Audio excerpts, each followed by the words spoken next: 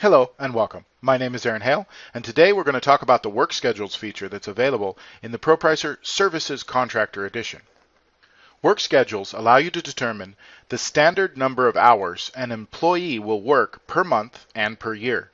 Work schedules can account for active hours, PTO hours, vacation hours, and other types of active and inactive hours. These working hours are used to calculate an estimate's equivalent heads, or the equivalent number of people working in any given month or year. Work schedules also allow you to apply rate modifiers to a resource, which will allow the modification of the resource's direct rate. For example, a rate modifier can be used to account for overtime or hazard pay. So let's get into ProPricer and look at work schedules.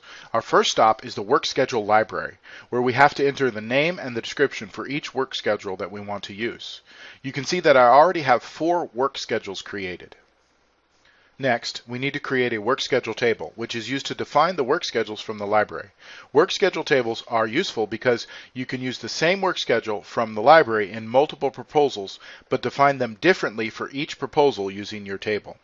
To start, right-click on the Work Schedule Tables folder and select New Work Schedule Table. At this point, you'll need to enter a name for the table and select an algorithm. I've already created a work schedule table for us to look at, so I'll just click Cancel here. To open the standard work schedule table, I'll double-click on it from the Rates and Tables section of the navigation pane. Let's look at the Union Work Schedule. In the grid, you can see where rate modifiers can be added to the work schedule. The rate modifiers that are available in the drop-down menu come from the algorithm elements with their type set as rate modifier. So if you need to add more rate modifiers, you'll need to adjust the algorithm.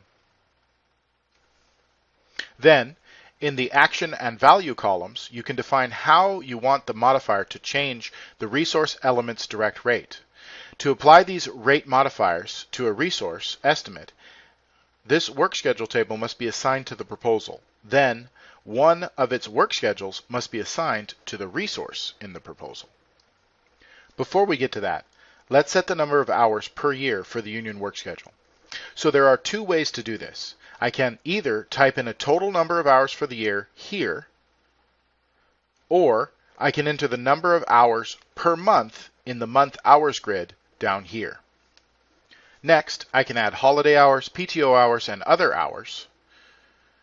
The sum of the holiday hours, PTO hours, and other hours give us the total number of non-productive hours, and the leftover available hours are the productive hours per year for the people working in this schedule. Now that I've finished setting up the table, let's look at how to use it in a proposal. First, I have to assign the table to the proposal in the proposal properties. So I'm going to right-click on the proposal, then select Proposal Properties.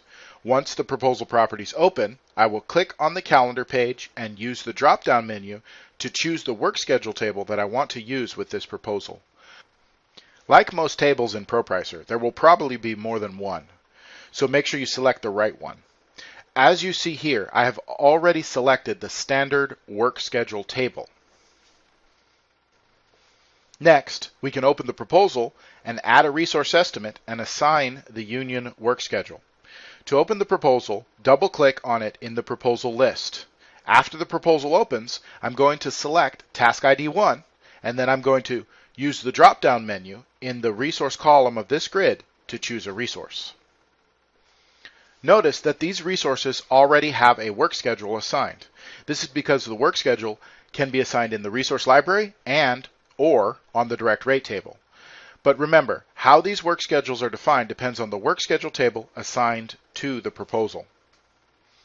Okay, so now I'm going to select the Cleaning Manager resource, and the Union work schedule is already selected for me.